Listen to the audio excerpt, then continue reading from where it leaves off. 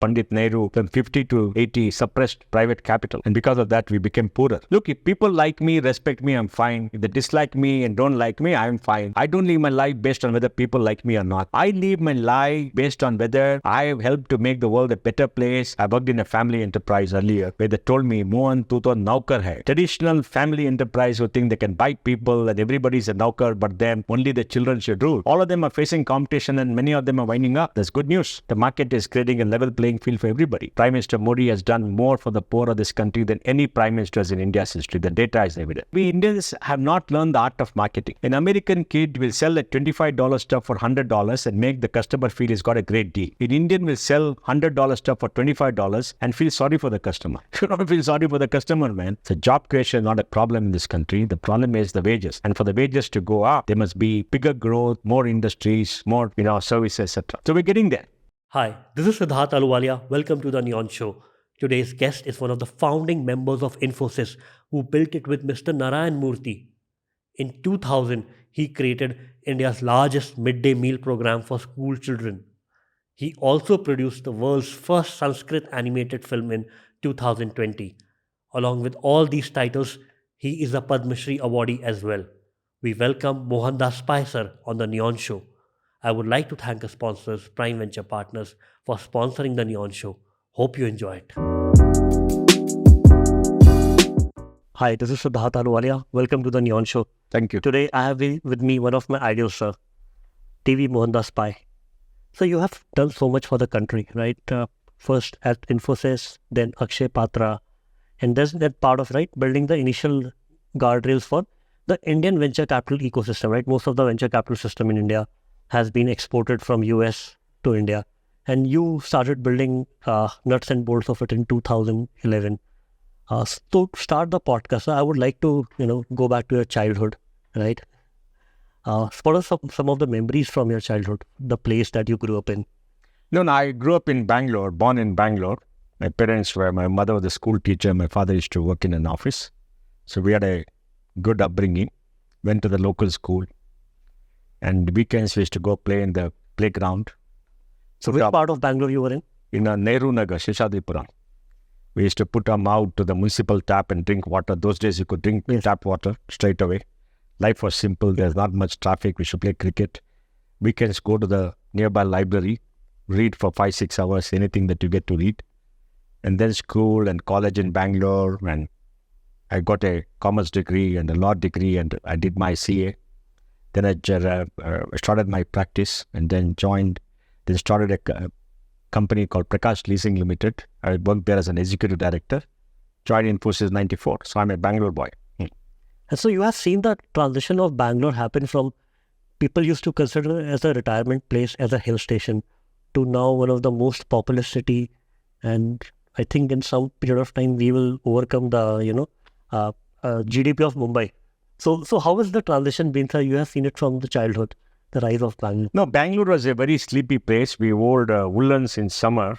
We went for morning shows as young people. Morning show was 3 rupee 50 paisa. Yeah.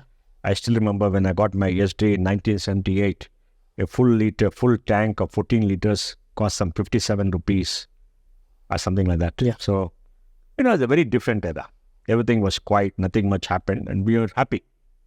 Your life was very quiet. And then Infosys happened to Bangalore. No, that's later. No, the Infosys, no. And then what happened, Bangalore had the public sector undertakings come.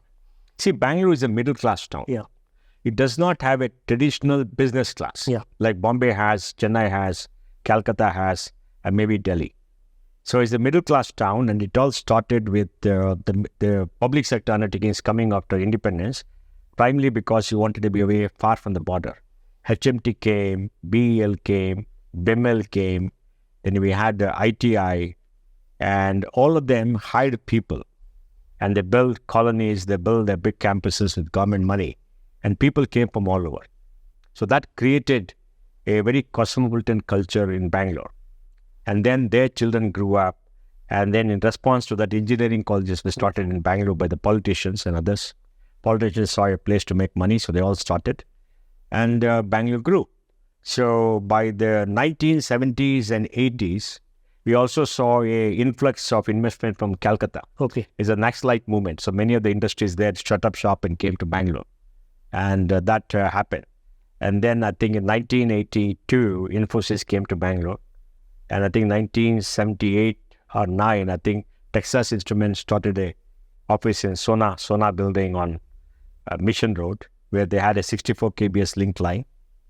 And slowly, I think it built up. So 94, when I joined, Bangalore was still a small place.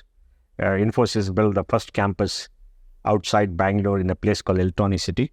It's a 2-lane road. And we put a campus for 1,000 people. I remember Montek Singh Ahluwalia came there once and we asked him, why you come here? He said, no, I went to the Aid India Consortium in Paris. And they were not speaking about Suzuki and the Maruti car. They're speaking about IT in India. I came to see what happened. The government never knew what happened. We set up this campus, 1,000 people. It became attractive. Everybody came there. Then we expanded. And that's the time when Infi started setting standards. Because our mantra was, we have to be the best in the industry in every aspect of our work. Whether it's to do with HR, with technology, with training, with education for our staff, with work facilities, finance, we have to be the best. And we set standards. Most of the things that you see in corporate governance were set by Infosys. And we used to report our results within 10, 11 days. So I'm very disappointed at this new internet companies who call themselves internet companies, supposed to have information, declaring the results after 45 days, 60 days in the market. I mean, to me, it's ridiculous. They're supposed to set standards. Not one of them has set a standard. They've all been hammered in the market because they don't understand the market. They thought the market is the place where the rich pickings, people are queuing up to buy their shares in IPO. They're great, reformers, big people. They never understood the market is a very brutal place. The market values you every single day. It's not like a private market where people will come and keep on piling money because they want a higher valuation. Here, market values, and is the wisdom of the crowd. So I think we set standards, then we had the Y2K boom, then it went away. So I think it's been a very exhilarating journey. And I stepped down from being a CFO of Infosys in 2006. I got the first best CFO award ever given to a CFO in India. We set standards. And then I shifted from finance and to HR because Murthy told me to shift, and I spent 5 years, hired 200,000 people in the 5 years, trained 250,000 people, set up the corporate university in Mysore. Did a lot of things. Essentially, I've seen the rise of a great country after liberalization. I've seen the rise of a great industry, the IT industry. I've seen the rise of a great company like Infosys. And we participated in growing. We were open. We gave stock options. We shared wealth with everybody. We created infrastructure, which is best in class. The Infosys campus all across are wonderful, best in class. I don't think global companies have the same standards. And we set the standard in India for others to follow. And it was a very exhilarating experience. Please remember, in 91, our GDP was 275 billion. Yes, sir. Today, it is 3.4 trillion. We've grown 8.2% a year for 32 years. Not many countries have done that. And then GDP has grown from 5,32,000 crores to 273 lakh crores, 13.2% a year in rupee terms. The software industry today, we exports $200 billion, employs 55 lakh or 5.5 million people. Last year, they had 500,000 people the year before. And we export more software than Saudi Arabia exports oil. It's just 1% of India's workforce. And 60% of global outsourcing comes here. Of the top 10 software service companies for market value, 5 are Indian. Of the top 5, 3 are Indian. Of the 3.2 million employees in the top 10, about 2.3 million are Indians. Of the 6 million people working in software in America, 1 million are Indians. Of the 10 million working for American companies globally, 4 million are Indians.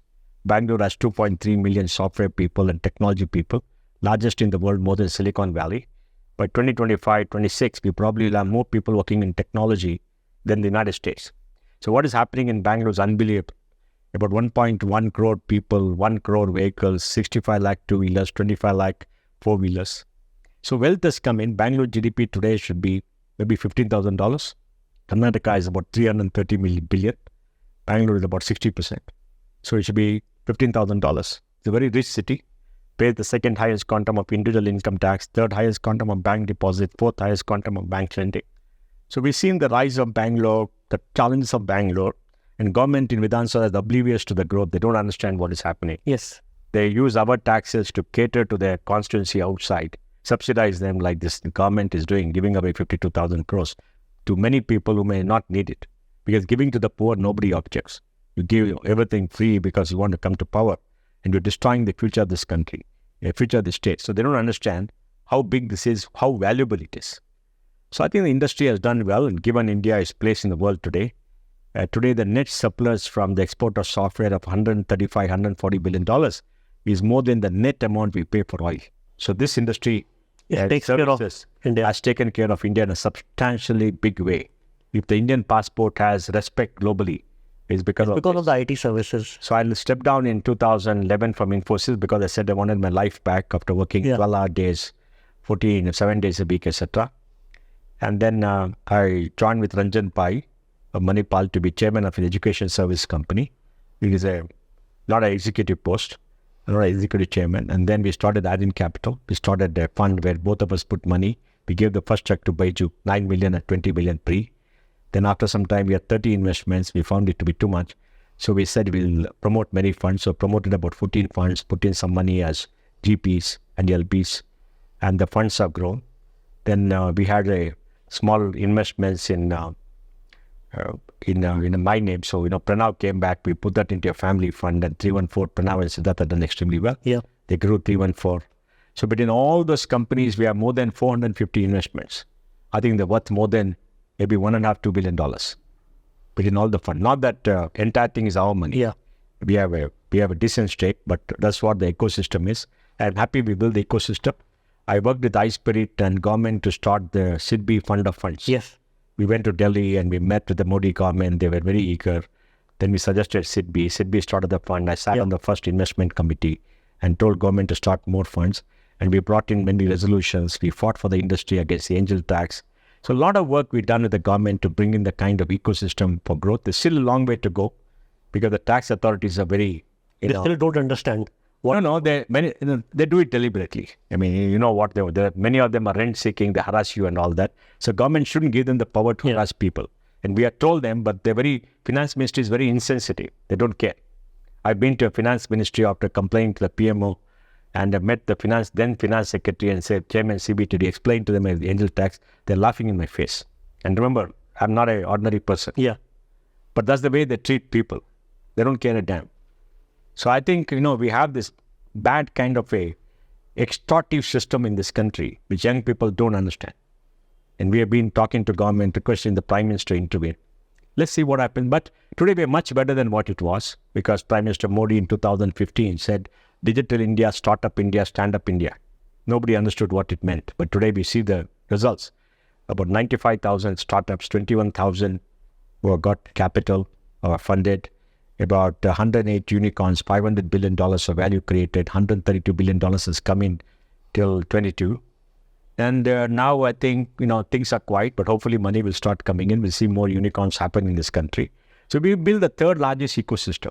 So we are in the midst of the digital revolution today. When the industrial revolution took place 250 years ago, Great Britain drove it with the invention of the steam engine. Yeah. And they dominated. Europe became rich, exploiting the colonies, exploiting all of us, looting our wealth, etc.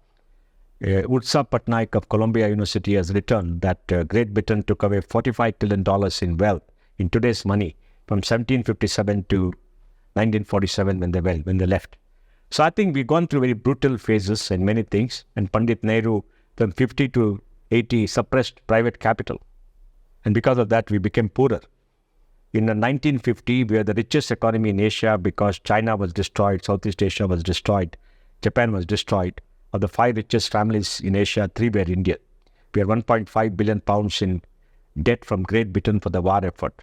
Of course, Great Britain devalued the currency and duped us in many ways, and we fell for it. But Nehru suppressed private capital, did not allow private industry to grow up in a market which is free market throughout history.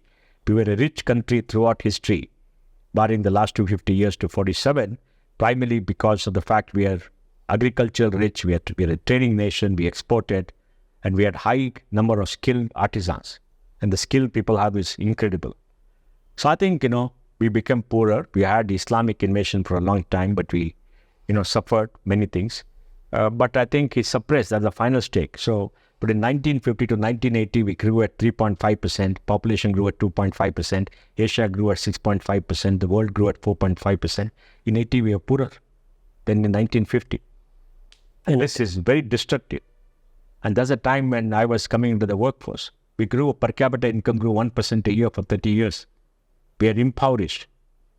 And we never focus on primary education, primary health. Our literacy rates are pathetic.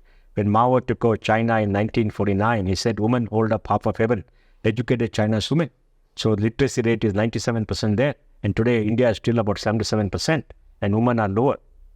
So I think we have messed up many things because the first 30 years of bad socialistic policies, which created corruption, which created centralization economic power. But from 80, when it started opening up, we grew at 5.5%, 80 to 90. Debt grew from 20 billion to 80 billion. And we are broke in 91. 91, we opened up and the magic happened because the Indian entrepreneur could start industries, restrictions were removed, license quota raj went away. There's still a problem or lack of infrastructure, everything. I think done well. And the last 10 years, the Modi government has been extraordinary. Prime Minister Modi has done more for the poor of this country than any prime ministers in India's history. The data is evident. GDP has grown from 113 lakh crores to 272 lakh crores March 23 to about 305 lakh crores next year. It's huge. Per capita income has more than doubled in the last 10 years. And we have seen extraordinary achievements in GST, business reforms, etc. We've seen extraordinary achievements in infrastructure. 30 lakh crore of DBT has gone to poor people. We've seen huge amounts of money go to the poor people. And we have seen every Indian have a roof over the head, water in the tap, power in the switch, a gas stove, money in the bank, a bank account, money in the bank, education for the children, food on the table, a health insurance, etc. And this has been extraordinary. So last 10 years have been extraordinary. India has revived. So the next 5 years is going to be good. I think by 2026, we should reach $5 trillion GDP. The rupee dollar remains the same. It's always the function rupee dollar. It's not about our growth. And by 2032, we could be $10 trillion. And I see great growth in the next 10 years. And we could be a third largest economy. We'll be the third largest economy because today we are 3.4 trillion. By March 24, we'll be 3.7 trillion. Germany is 4.3 and Japan is 4.4. So we'll overtake it. In the next 2-3 years, we'll overtake it. I think we're not growing. Next 10 years hold crucial for India because in the last 10 years, the entire startup boom happened to India, right? Well, it's not only startups. Startups have a small impact, but they help digitization of India, the digital revolution that's sweeping the world. The United States, the biggest power, followed by China and India, and Europe is lost. Yes. Europe is an aging digital colony for the US. So I think in this world, because of technology, because of software industry, young people, our huge engineering output, etc., India has done well and India will do well. But we need good government policies, less restriction, less corruption in the state. All states have become more corrupt. In center, there's no corruption, but today all states have become more corrupt. The level of corruption in Karnataka, Tamil Nadu, Maharashtra is extraordinary. So, but would love to know, right? Pranav and should have followed your suit, right? How is your family like? Like, do you discuss startups at dinner? No, they're very independent. I don't discuss startup at dinner. I know they decide between them. They got 4 partners now. They decide. Whenever they want, they ask me to meet some companies. Many companies come and see me too directly. So I refer to them. They decide. I don't decide anything for them. I mean, I'm there as a partner in the firm because they want me there. But it's their firm. They build it up. I mean, there's one of the wrong things that happen that I get credit for something I have not done. And I must say that Pranav and Siddhartha worked extremely hard to build up a very good venture capital fund which has done so well. The metrics is there for everybody to see. But I had a very small role in that. So I can't claim any credit. I don't want to claim credit. They're independent. But it has functioned really well. And the funds that have blossomed under you, right? You set up RM in 2011 and then suite of funds followed and built the domestic capital in India. There was never any domestic capital in India. Yeah, you have to put your money to work. And I wish this billionaires from IT, like the Infosys founders, Premji, put more money to work in India. That's one of the tragedies of the country, that people who build technology have not invested enough in the startup ecosystem. And Indian capitalists always look at real estate, stock market. They should invest in technology and innovation. For example, out of the $132 billion that's come in the last 10 years, last 8 years, is only about 10 or 15%, which is Indian capital. Yes. So we have got a Canadian pension fund come and invest $10 billion, take stakes in many companies. LIC has done nothing. It's pathetic for LIC not to do anything. Pathetic, totally pathetic. So I think we have structural issues. It's a question of educating them and understanding, where the West understands innovation. They're very large economies. They're very advanced. Here we are too much of the public sector. The private sector banks are undercapitalized. Now they got capital. So we're seeing change, but we could do much better, but we are there. We're a very strange country with, let me give some more data. Out of 1.4 billion people, 1 billion live on $1,000 a year. That means 400 million live on $6,000 a year. That's 3.4 trillion. And out of this 400 million, the top 100 million have $10,000 a year income. And the 300 million have 5,000. That's come to 3.4, right? Nearly that. So this top 100 million are the ones buying cars, houses, driving the economy. They got income. More people will join. We have to create high quality jobs. We create 1.5 crore jobs a year. But 75-80% pay less than 25,000 rupees a month. So job creation is not a problem in this country. The problem is the wages. And for the wages to go up, there must be bigger growth, more industries, more, services, etc. So we're getting there. And so you have been big time into philanthropy. You don't talk about it at all. Like Akshaya Patra has been started by you. Punya Gutti, right? India's first Sanskrit animation film. You incubated that. So want to understand, one is the capitalistic side of Mr. Mohandas Pai and the other is a philanthropy. See, I believe in compassionate capitalism. I've been the beneficiary of a state-subsidized education. I've benefited. So if I do well, it is my duty to give it back. Give it back to others, not because you want a name or a fame. It's just because you want to satisfy your own conscience. You cannot have a society where a child has to beg for food. You can't have a society where a child can't get good education because the parents are poor. We need a society where every Indian has the necessities of life, and all of us have to do it by paying taxes. Government has to do. We have to do it privately. And we have to create a society where every child can realize his or her dream. And that's the society we have to create. So we need a social conscience. First, you must focus on business to make a lot of money. So don't focus on saying, I'm doing social good. I know that's rubbish. Focus on business. Be very efficient. Be very productive. Make a lot of money. And after you make money, give it away. What are you going to do? You're not going to take it with you. Have a good life. Give away the rest. Help people. And don't take credit. Don't stand and say, I'm the greatest philanthropist. Carry a card saying I'm philanthropist. Just give it away and keep quiet, and people should benefit. And you drive a very normal car. I mean, see, I never had this thing. I must stay in a very big house. I must have a very big car, travel first class. Those are not my aspirations. Yeah. So that's not the culture I was born with. I'm an ordinary middle class person who happened to do very well. Got lucky breaks. I've done well. So I pay my debt back to society to please my conscience. I'm very outspoken. I'm happy. And both my children have done extremely well. Yes.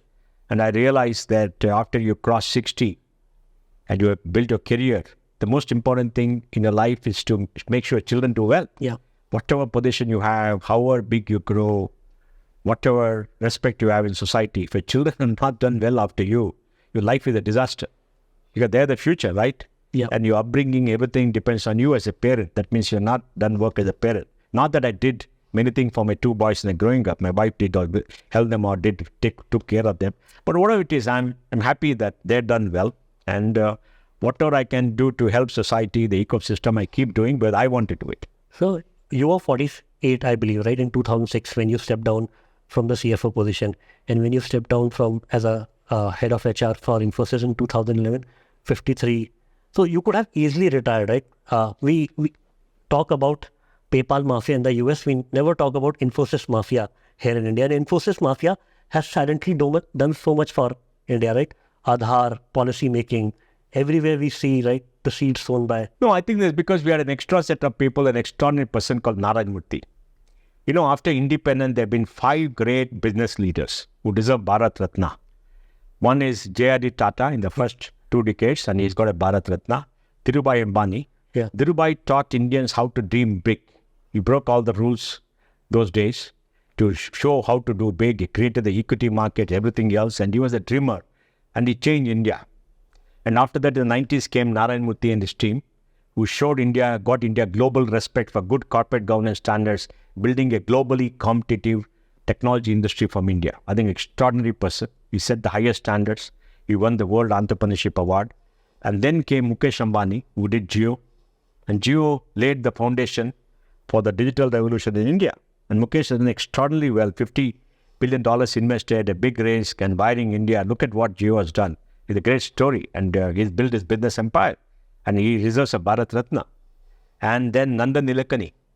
Nandan was a very good CEO and did well, but after stepping down as CEO, Aadhaar and the India Stack, UPI and ONDC and the Threads platform, everything else he has done to create a digital layer in the public-private partnership with iSpirit and other volunteers for the last 12 years. Extraordinary man. He should get a Bharat Ratna. Because these are the people who built India and impacted India in a way not many people have done. There have been other great entrepreneurs, business leaders, but these people have changed and transformed India. JRD transformed India because nobody else. JRD was, he could have done better if Nehru had not harassed him and not given him, harassed him and prevented him from growing.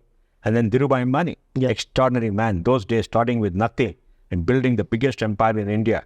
He deserves all credit. And then, of course, Narayana Murthy. And then Mukesh Ambani and Nandan Nilekani. These are the people who have defined India in business in the last 75 years. So we had this ambition to do well. So I think the Infosys hires the best-in-class people, create an environment which is open, transparent, collegial, where you could debate. We could oppose Murthy openly in front of everybody, listen to people. There is no Dadagiri culture, no master-slave culture. I worked in a family enterprise earlier where they told me, Mohan, tu to naukar hai. I was a professional. They said, tu naukar hai. I didn't understand what a naukar is. Then he hit me. What? How can it treat me like this? I know better than you. I've done things better than you, but you are family. So you think I'm a naukar?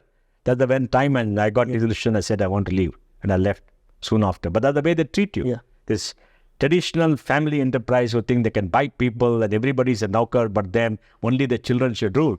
All of them are facing competition and many of them are winding up. That's good news. The market is creating a level playing field for everybody. And the technology industry and startup industry is giving money to young people, giving them capital. So we're seeing a new entrepreneur class who are not traditional business. And much of the business in the 50s and 60s made a lot of money by, using regulations to their benefit and doing all kinds of things, crony capitalism, all kinds of stuff they have done. But the new crowd has not done anything like that. And when the middle class of a country become entrepreneurs, they get capital, they grow. That is the country that is developing. But that creates competition, that gives the dream to every young person that they can succeed. And that to me is most important. Every young person in this country should dream of great things and work to achieve them. Yes, many of them may not achieve, but at least they tried. And they're better off for trying. And many of them will succeed in India, globally. Today we have 750,000 students studying outside, out of which maybe 150,000 are gone for general education. The balance have sold lands and gone for emigrating. Let them go. Send 2 million people out. What does it matter? We should become the biggest global diaspora. We are. And we got so many CEOs in the US. They're all Americans. I wish them all the best. They're not Indian citizens. They'll not do anything for India. That's fine. But people have gone out. People have become the richest community in many countries in the West. And they've done well. And we should do that. So we got to create opportunities for young people. They must dream either in India or outside and build something for themselves. And that is what we should do. And we must have multiple opportunities for everybody. And so you mentioned that you have been outspoken. So while growing up, were you always so? Yeah. I was a rebel. In college, we were rebels. We went on a strike the first time in St. Joseph's Commerce College. And my father had to come and meet the principal. But we went on a strike. The law college, we fought against the principal for something. So I went to the vice chancellor. We fought for revaluation in the university because they messed up my marks. They gave me 55, I got 95, I got 92 in accounting. And it's always been a streak that I'm a rebel. That's why I started practice. I didn't want to join a job. I got 11 job offers because I ranked holder in CA. I didn't do that. Not a job in Bangalore, of course. But then I started practice. Didn't earn much money because nobody paid money those days. Paid very little. And then joined this company. And of course, I didn't make much money in that company. They never paid a good salary, but it's okay. So I was the boss, even though the family enterprise. And then Infosys, which gave the environment for everybody to come up. So that the business, that open, transparent, collegial culture is what Infosys has done. And I think that's been fantastic. So all the people who grew up during the time There are more than 100 people who become CEOs of small, mid-sized, big companies. And many more will become CEOs in the future. And you joined, I think, Infosys as the youngest CFO there. Yeah, 94, yes. Wow. And that, I think, Nobody called a CFO those days. it was just pure finance department, and you were asked. You are head of finance. Yeah. Then they become CFO because everybody started using the title. Mr. Murthy would have asked you, Mohan, please lead the finance department. And then that's another story, that you went on to one of their public, hearings. They're discussing results, and you asked so many questions. That's how Nandan met me, and Murthy said, why do you come and join and answer the question? The great story. Look, I've been lucky. Am I the brightest guy in India? No. I've been lucky. God has given me many breaks. I used the breaks. I worked very hard. I succeeded. It's a good life. And there was streak of rebel, right? Yeah, there's always streak of rebellion even now. I mean, as the one, I and maybe Bala were the only people who spoke back to Murthy and could quarrel with him and everything else. And sometimes we used to get bored and we just go to Murthy's room and argue with him and tickle him up and come. Because, he'll always give you back. Yeah. He'll always stand his ground. He's an extraordinary man to work with. But a very tough guy. No forgiveness. Performance, the only reality. You perform, you exist. You don't perform, you don't exist for him. He's very clear in his mind. He's brutal. Brutally honest, brutally straight. No forgiveness if you don't perform. No cushy thing. You can't suck up to him. He's very smart. In fact, 1994 when I joined, I said, I'll give you a P&L account with 99.5% accuracy at 3 o'clock on the last working day. Till the day I left, I should do it. And let me tell you, at 3:15, if I don't come and meet him in his room, he'll call me and said, are you sleeping? Why you are not come? That's the standard we expected. Yeah. And that's what made us all much better. Because we are held to high standard constantly. No slip up. Can't slip up. And growth. So we beat everybody. Anyway. And at the time that you joined, right, Mr. Murthy, I remember, right, seeing public interviews of him. Obviously, I've never met him in person. He's like your other idol, right? Mohandas Karamchand Gandhi. Very calm exterior, but as you say, right, his interior is very tough. No, I know, but Gandhi has been my role model. I read my experience through because see, Gandhi was a man of immense courage. Yeah.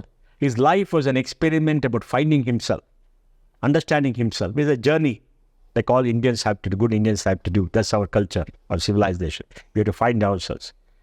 And he was courageous. He stood for his principles. He stood for the poor of this country, and he had the courage to pull back the freedom movement after Chauri Chaura. He fought against the British, and he was brilliant in his strategy. The Dandi March was brilliant and very articulate. He could communicate well, and at the right time he walked off. He said, I don't want power. I mean, look at Nehru. He took power, he put his daughter in, and the whole family was suffering because of that, right? Family was not good in politics. And he destroyed his own family, so nobody's coming to politics. Nobody knows who his children are. Yeah. We all know the children of Nehru because he deliberately did everything, and we still suffer as a country. So I think he's a great guy, one of a type, and very human. He made many errors. He made many mistakes. And he admitted those mistakes. He admitted it because he's a human being. Yeah. He was not arrogant, intellectually arrogant, a brown sahib like Nehru. Nehru was a remnant of the British Raj. He was educated in Harvard, the elite, rich. He looked down upon the poor of this country, always sucked up to the British and tried to put India up, destroying our armed forces. So China came and rubbed our nose in the ground. So many mistakes the man did. Yes, he did some good things, but we are paying for it. Yeah. We're paying for those mistakes because of his personality and arrogance. He destroyed the Congress party, removed all the leadership so his daughter could come. I mean, how can you put your own daughter at the head of the Congress party when you're the most powerful person? And everybody sucked up to him. Nehru era, Nehru this, Nehru this. People have to be honest. Yes, he was a good leader. He was part of the freedom movement. He was young. Gandhi chose him as against Patel and others because he said we need a young man who is in tune with the world, the new world of independence was given. Maybe Gandhi was right, maybe Gandhi was wrong. But during these years, he messed up so many things. Yeah. Suppressed private capital. If he had grown 1.5% more per year in the first 30 years, we'll be somewhere. If you had educated India's women like Mao did, literacy, population of much less. We have only 33 crore people in 1947. We are now 140 crore people. This land cannot take it. And we've not been able to educate them. We've not been able to give them the basic necessities except for what Modi has done. I mean, we have suffered. because of bad governance and bad ideas. We didn't know it. We didn't know anything better. We never saw a different world. We had the same ambassador car because they didn't allow anybody else. We had the same rotary phone. And it was crazy. You had to stand in line for, I remember, stand in line for milk and for water. And there was not much power. And for a telephone and ration, everything you were standing in queue. That's a different world. You people are not grown up in the world. So I've seen both worlds. And this world is better. And I hope you people have a much better future than I had when I was growing up. Not that we thought of a better future. Because our dreams are not there. And you never aspired, right? So, like, to build so much for others and for yourself, right? When you started your journey at Infosys, you could would you have thought that you would be chairman of RN Capital and you would do? Look, I was in Infosys. We wanted to do the best, and we grew and grew and grew and grew and grew. We won all the awards and everything, and it is happiness itself. Then, if you look back to said, did you think all this will happen? No, nobody thought it will happen. It happened. We made it happen. We took all the breaks, made it happen. It happened. And in 2011, when you were retiring out of Infosys, stepping down, not retiring. My bad. When you were stepping down out of Infosys, I wanted my life back. Because look, I told people when I stepped down that I want to spend 1/3 of my time with my family, 1/3 of the time for myself, really, and 1/3 for doing some other work. Now it's all become 90% work. So how did RN Capital, you could have easily, let's say, I'll not do any work, right? No. But look, we have to be busy. Yeah. You have to be mentally alert. You need problems to solve. Until the day you die, you need that. You have that energy to change. You're self-motivated. You can't sit quiet and have coffee in the morning, tea in the morning and go to sleep and walk. Yes, I try to do that. I got a grandson and I try to play with him. Yeah. And my grandson has taught me something which I never knew I will learn: patience. I never had patience. So he made a patient person. Yes, it made me a much more patient person. And I'm surprised at myself I've become so patient. I guess, grandchildren have this effect on you. But whatever it is, this is all a past phase of life. I've had a very good life and I have no regrets. I have no regrets about anything. You should never have any regrets about life, because please remember, life is about tomorrow. Yesterday is over. And please remember, the sun is going to rise in the morning and set in the evening. Whether you are there or not is totally irrelevant. Nobody is great. You're all human. Sun will rise, sun will set. You are there, good. Not there, good. Who cares? Do you often worry about your legacy? I don't worry about anything. Look, if people like me, respect me, I'm fine. If they dislike me and don't like me, I'm fine. Yes. I don't live my life based on whether people like me or not. I live my life based on whether I have helped to make the world a better place. I discharge my duty to my family, to my friends, to society, and everybody else. And I have. To me, discharging my duty to everybody is important. And I think I've done it to my best of my ability. So I have no regrets. I have no regrets about anything. If people like me, it's fine. They abused me so many times. I'm fine. I don't care. Why should I care? Why should I care? The day you care for others' views and you spoil your mood, or the day you care for an increment or a title, everything, somebody wants you. You have to be self-motivated to do what you want to do, to learn and to work hard, build up your skill and be independent, and that's what will sustain you. External stimuli can never be sustaining. You understand? I think it's very important. When you are in a startup as a founder, it's a very difficult job. You'll have success, you'll have failures, you'll have dilemmas, you'll have so many questions, you have to face it. And you have to be self-motivating, you have to learn, you have to meet people, see what is happening, you have to read and do so many things. Very lonely. Leadership is very lonely. Because you have to take the decision.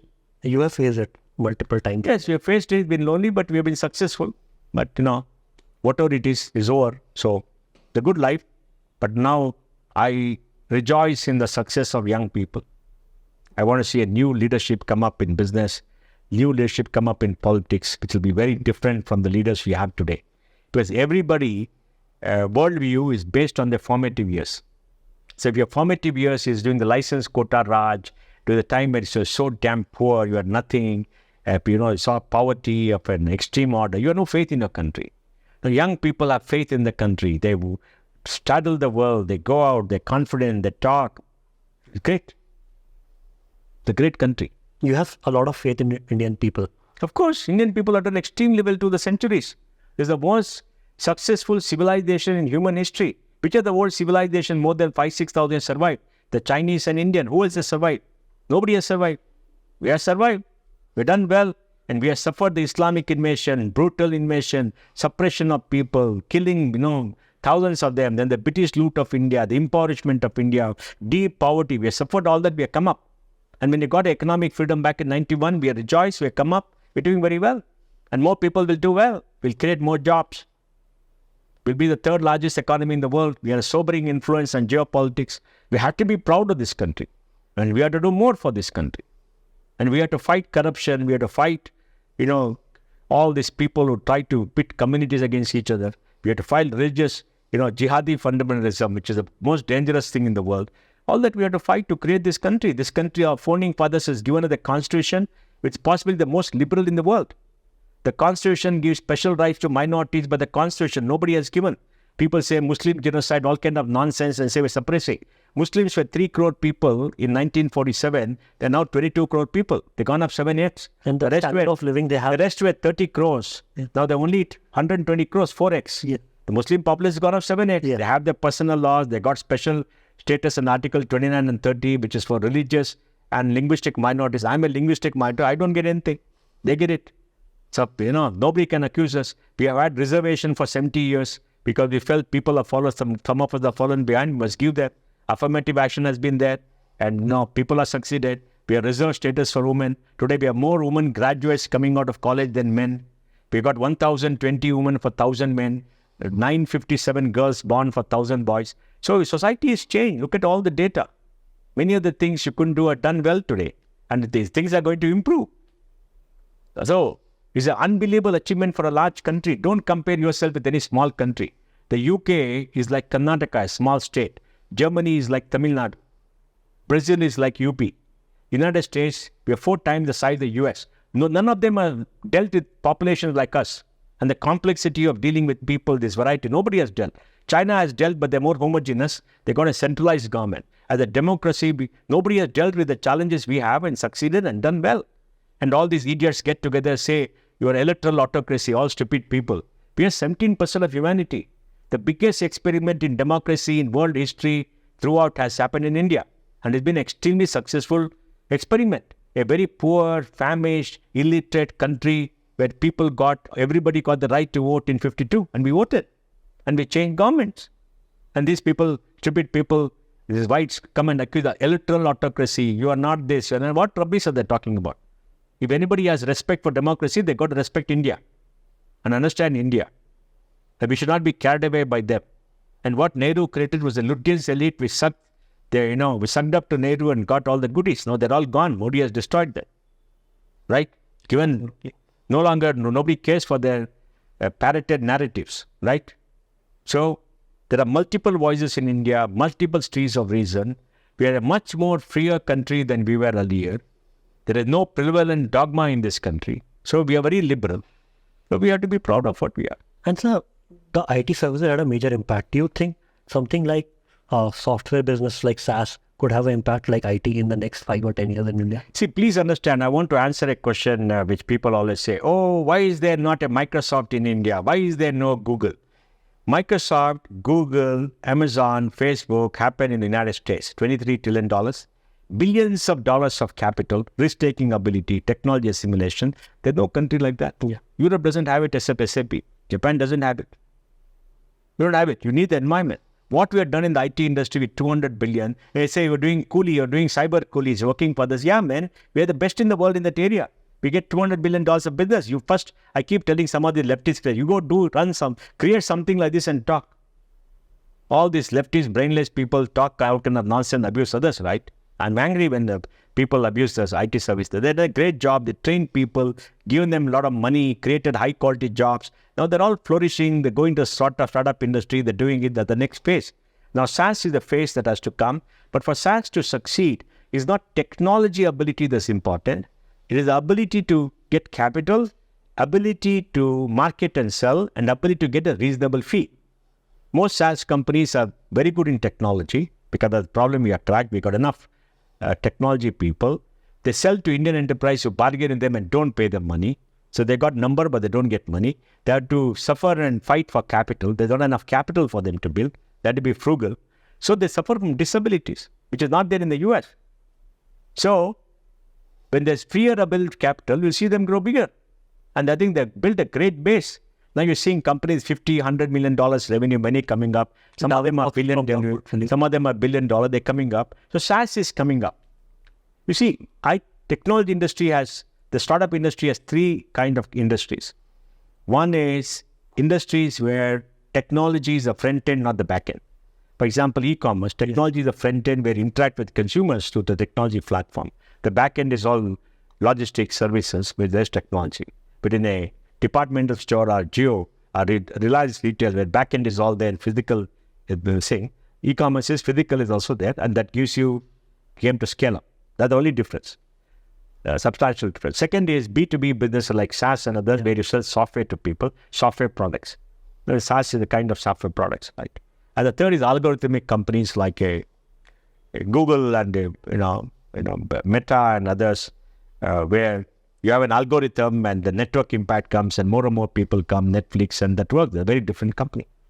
But there are three kind of companies. So now I think the first kind of companies we've gone through, we're seeing a lot of companies who interact with consumers through the internet and digitally. That's great.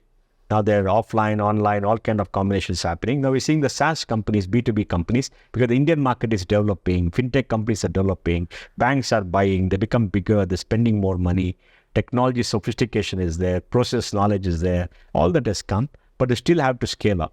We are better today in SaaS than we were 5 years ago. Yes. A tremendous improvement.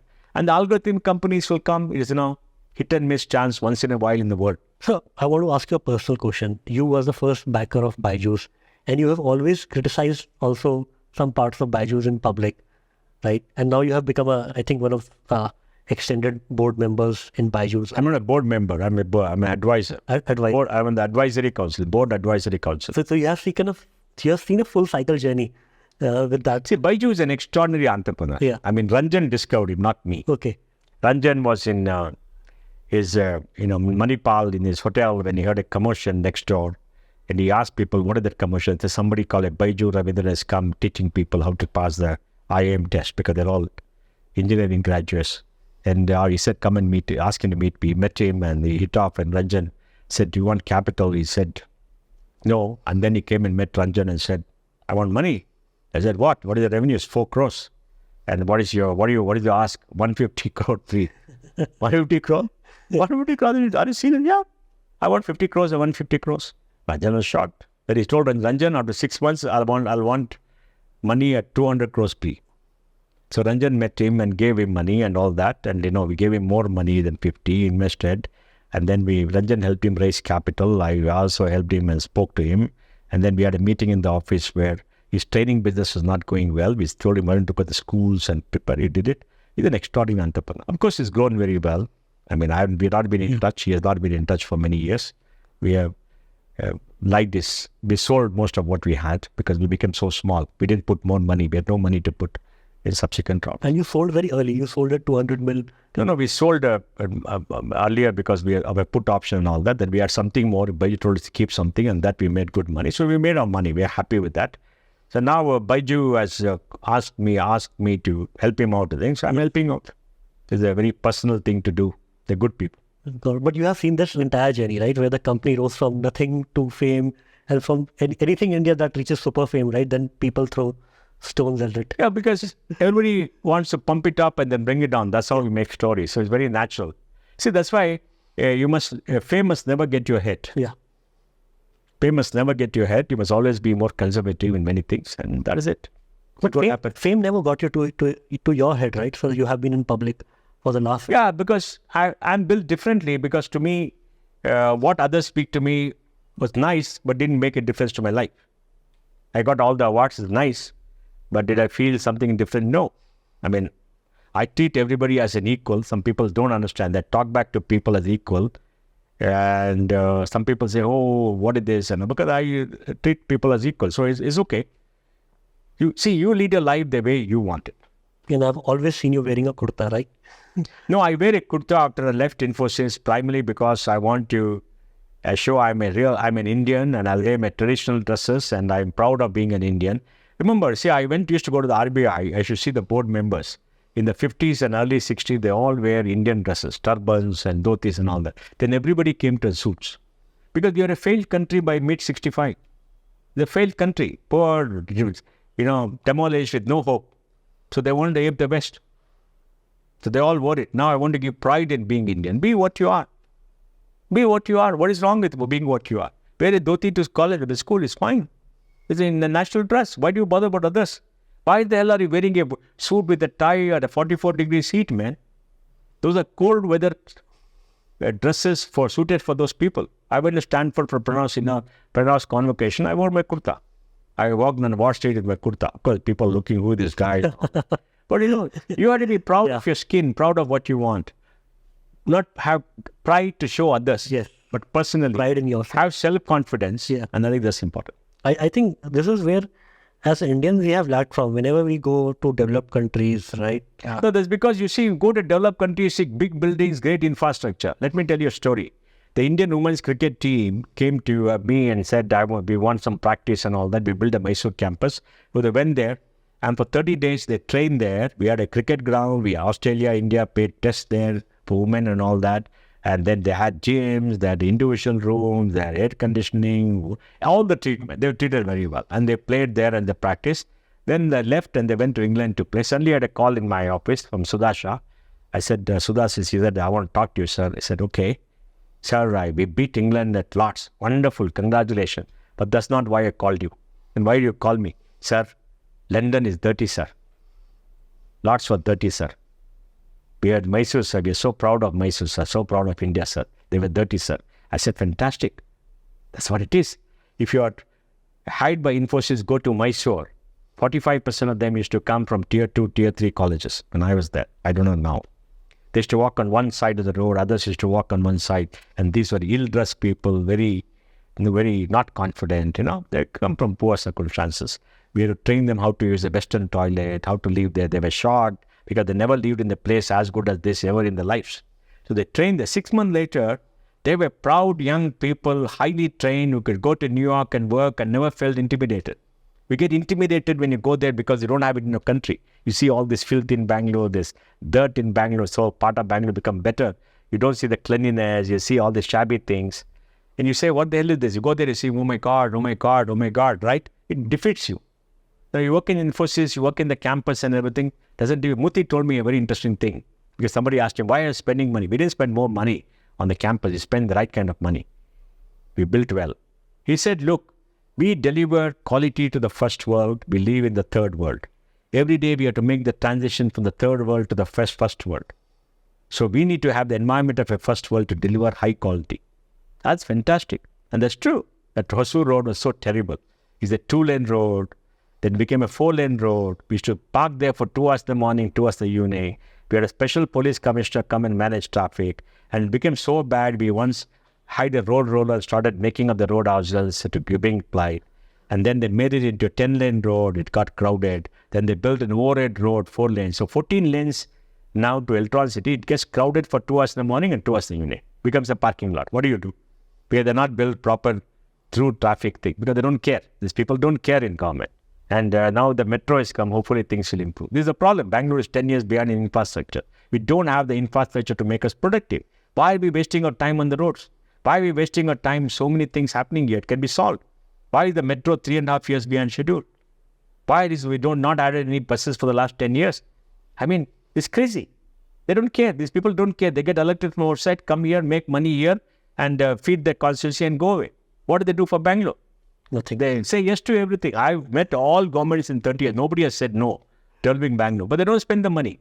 It's not in the political interest. So my last question to you is, 2011, right, when you started RM, did you think that the Indian startup industry would go so? I'll be lying if I said, no, I thought it'll grow up so much. We are pioneers. No. We just thought we'll create the system, we'll grow and we'll work on it. And it grew and grew and grew. I think the initial capital was like 5 million from you and 5 million from Mr. Ranjan Pai. Between the both of you, right? The RM was first between just you and Mr. Ranjan Pai. Yeah, only our money. Yeah. So initial 5 million, I think, from you and 5 million from him. Yeah, but it went up to 150 million later. He put 60%. He has more money than me, but that's okay. But it's been a fantastic journey, what you have seen in the last 13 years. I think RN has produced like 5 unicorns till now, and 450 portfolio companies among the funds where we have a GP share. Yes. So that's like, and you remember in Pranav's office, 700 companies come every month for capital. yes, They done well. only one get funded, but that's I don't know they fund. They know you know better. Yeah. Talk to them. But the fact is, so many are trying to do something is good. They must go pitch. They must learn. See, we Indians have not learned the art of marketing. Yeah. An American kid will sell a $25 stuff for $100 and make the customer feel he's got a great deal. An Indian will sell $100 stuff for $25 and feel sorry for the customer. You don't feel sorry for the customer, man. But why are we poor at marketing? Because you're not a marketing society. You're not a society where you have to sell yourself. You're a society who start to be beaten and to stay there and be out of place, right? The conservatism and tradition. So we are not articulate. We are not taught in school to talk back and to communicate. We are taught to, teacher will come, give notes and write and go. I mean, one professor came and told me, I want to change. I said, the biggest change you can bring about in people is if you make students come and talk. Let them come and explain. Let them go before the peers and give a talk on 10 minutes on any topic of their choice. Ask them to communicate, give them self-confidence. Don't beat them up and get them bored. This one way comes. The new education policy is fantastic. Even though Siddaramaiah government says we'll change it, I don't think they read the policy to change. It's a fantastic policy. It gives full freedom to you. That's what we need. We need Indians to be better We are the marketeers. victims of a very pervasive state which tries to control every aspect of your life. The state has to be broken to be truly democratic. It's happening. Thank you so much, sir. It's been such an honor to host you. Thank you very much. Thank you.